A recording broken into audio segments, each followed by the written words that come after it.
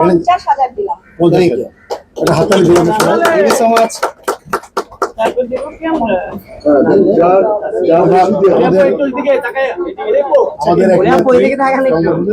সে দিল বলি সুচরিতা আপু কালকে থেকে টাকা সারতেছিলাম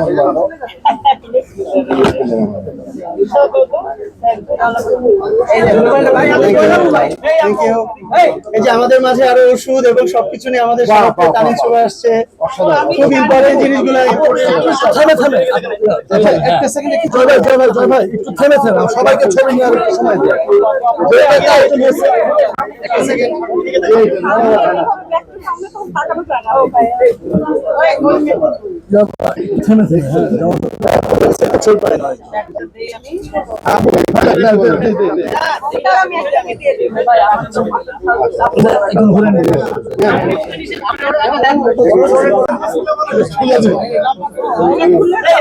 আচ্ছা যাই আজকে আপনারা যেখানে দাঁড়িয়ে আছেন এটা হচ্ছে বাংলাদেশ চলচ্চিত্র শিল্পী সমিতি। আপনারা জানেন যে বাংলাদেশের ঐতিহ্যবাহী সমিতির ভিতরে আমাদের এই সমিতি অনেক সুনাম এর আগে অর্জন করে এসেছে এবং সবসময় মহামারী বলেন বা দুর্ভিক্ষ বলেন বা দেশের সমস্ত প্রতিকূল পরিবেশের সময় সবসময় আমাদের এই সমিতি সঙ্গে ছিল। সেক্ষেত্রে আমরা একটা আয়োজন করেছি এবং আমরা একটা সিদ্ধান্ত নিয়েছি, সেটা হচ্ছে আপনারা জানেন যে লাস্টে বৈষম্য বিরোধী ছাত্র আন্দোলনের সময় আমাদের যে ভাইয়েরা যারা অসুস্থ হয়ে পড়ে আছে হসপিটালে তাদের এবং এখন যারা বন্যা দুর্গত এলাকাতে যারা খুবই কষ্টে আছে তাদের জন্য আমরা একটা আয়োজন করেছি মানুষের জন্য। আমরা এখানে শিল্পী সমিতির পক্ষ থেকে আমাদের যারা জেনারেল শিল্পী যারা আছেন, আমাদের ভালোবাসার মানুষ যারা আছেন, অ্যাসোসিয়েশনের যারা সিনিয়র নেতৃবৃন্দ যারা আছেন তারা সবাই সিদ্ধান্ত নিয়েছে যে তারা একটা অর্থ বলেন, কাপড় বলেন, ওষুধ বলেন বা বিভিন্ন ধরনের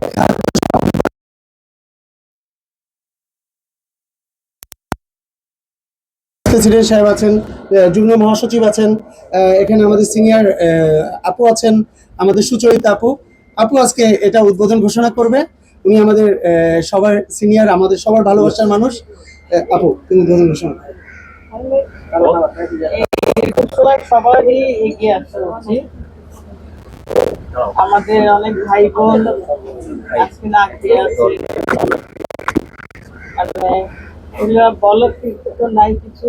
যারা অসুস্থ তাদের ভালো মতো চিকিৎসা হওয়া উচিত এবং আল্লাহ রহমতে তারা যেন ভালো সুস্থ হয়ে উঠেন এবং এই দেশের দুরবস্থা যেন কাটে।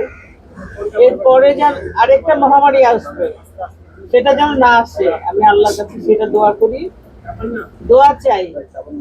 কিন্তু তার জন্য আমরা প্রস্তুত আছি ইনশাল্লাহ। আমি থাকবো সব সময়, আমাদের সমিতি শিল্পী সমিতিও থাকবেন। আমাদের সভাপতি সাহেব বিদেশে আছেন, উনি একটু অসুস্থ, মিশা সদাগর, আর জিতুল সাহেবও মনে অসুস্থ আছেন। তো ইনশাল্লাহ আপনাদের সবার কাছে দোয়া চাই, আমাদের দেশের ভাই বোনদের জন্য দোয়া করবেন, আমাদের জন্য দোয়া করবেন। আমরা যেন যা পারি আর কি অল্প কিছু তিল পরিমাণ সাহায্য করতে পারি ইনশাল্লাহ। আমার আরেকটা কথা হলো, আমার যে আমাদের একজন নবাগত কিছু নিয়ে আসছে, যেটা দেখে আমার মনটা অনেক ভরে গেছে।